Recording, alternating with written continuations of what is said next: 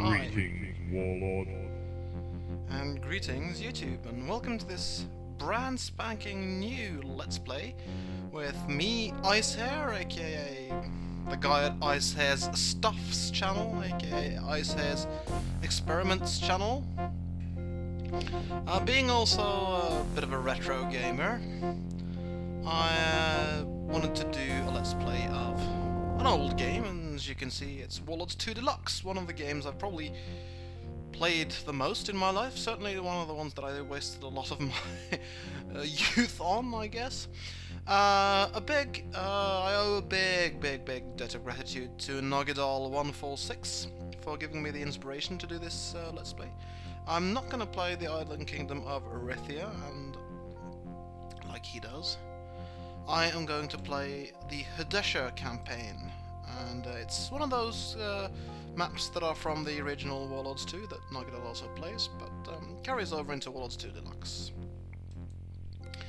It's not nearly as well balanced as Erythia, but it's a fun map for other reasons. I'm gonna choose all the computer players here to be Warlords, supposedly the most difficult setting, and I'm going to do random turns, just for some more unpredictability. I'm debating whether to have neutral cities strong or active. Active is fun because neutral cities can produce troops and defend themselves. Not so fun because the AI sometimes hurts more from this than human players are. Strong is nice. That means neutral cities can defend themselves using the good troops, at least. But they can't produce any more troops, and sometimes they won't protect themselves using good troops, but protect themselves using a very weak troop, so I think I'll go with active, actually. And, Let the war begin. let it indeed begin. This is a war game, so don't expect anything pacifist in this Let's Play. You can see the map over here, and you can see right now it has become the turn of the Lord of Sloth, who did a little bit, and then the Dream Knights do a little bit, and then it's the Lord of Power's turn, and now it's the turn of me, Nightmare. And a hero emerges in the city of Nightmare. Back in the day, I'd use names like Batman or MacGyver or some other hero for the names of my heroes. Now I'm an older man and I've got new heroes, so I shall call this hero, I shall name him after one of my current heroes, Variax, and hire Variax. If you don't know who Variax is, he's, well, what are you doing on my channel? He's a much better Let's Player than I am. Oh, look at this. Here are the armies I can produce in Nightmare. Spiders, ghosts, heavy infantry and bats, you know. Evil troops for the Nightmare faction. I'm definitely going with the ghosts, even if they're not quite as fast as they usually are. Because they produce much more quickly than usual. These armies are the same as in the original Warlords 2 game, but their stats have changed a bit in the deluxe version. As you can see, the map here, stuff is going quite slow. Actually, I'm playing through a DOS box to try speeding it up a little bit, see if that helps. This is a map. It's supposed to be a kind of dream world, and you can see you've got the Dream Knights up here, the virtuous knights. You've got the Lord of Flight over here, and you've got over here, for example, you've got the Lord of Greed. One of the things I like about this map, which is quite popular, I think, is that you can almost sort of roleplay the sides here a little bit, even though it is a strategy game, a turn-based strategy game, and not a role-playing game. But if you look at a lot of Greed, for example, these are his three sort of native cities, and then he has to be greedy and grab more cities. These shields on the map are the cities. And the cities are what you want to conquer to win the game. The Lord of Sloth down here can start off pretty slowly and play it a bit lazy because it's got a pretty strong position with lots of giants. He has to start a bit slowly actually because of the troops he produces in his capital.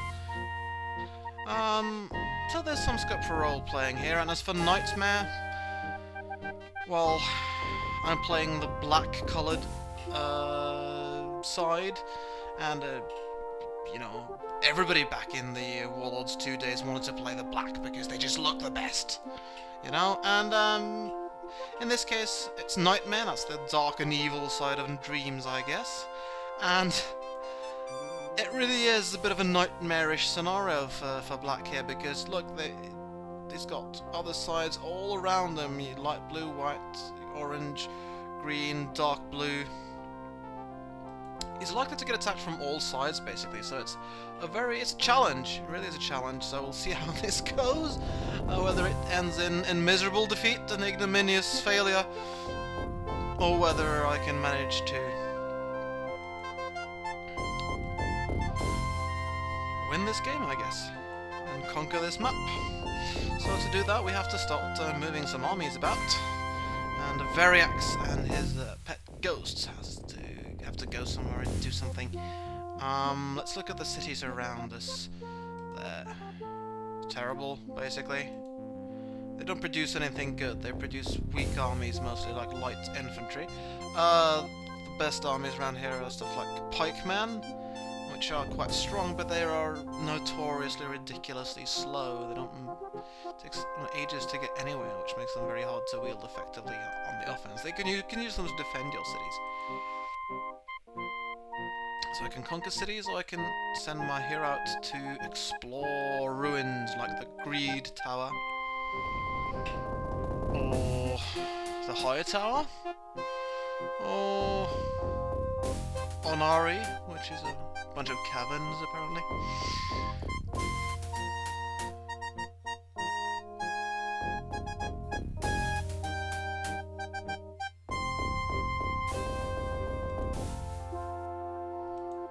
Okay,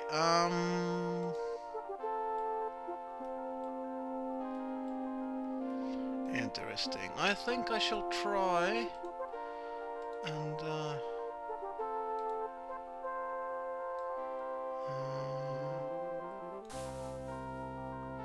Variax will consider striking either east or west, I think.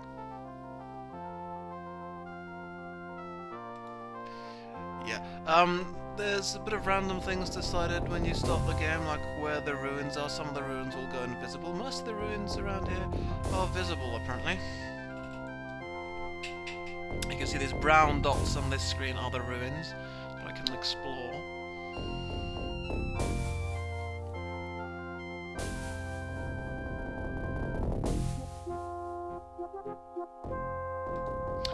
I think I shall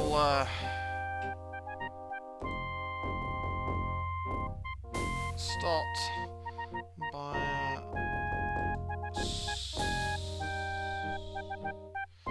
striking east, taking some very poorly defended cities like this city of Oblivion, I think it's called. And Variax won the city, his first exploit in this game. I shall occupy the city of Oblivion, which produces only scouts, which are just about the weakest troop you can get in the game. They're useful for movement, though. I don't have an awful lot of money, really, to get anything better, so I can produce a scout for now. Speed up my troops.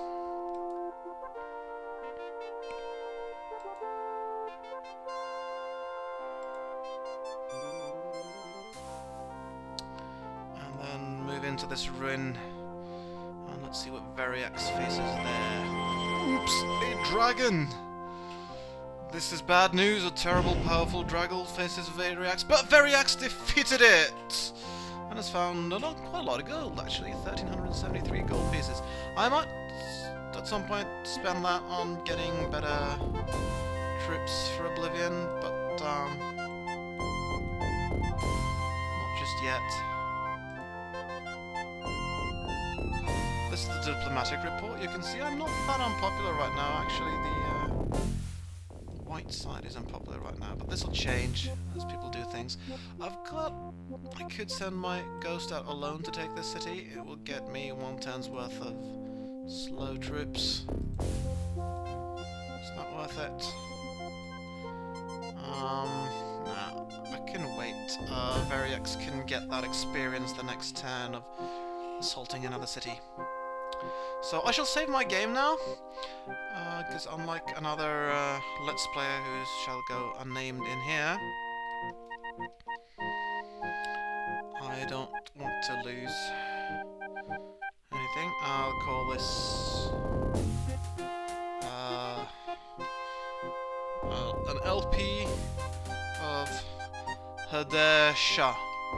Okay, it's just gonna have to be LP of Hades, since there wasn't space enough for the whole long thing. And I just wanna load the game and see if that actually works.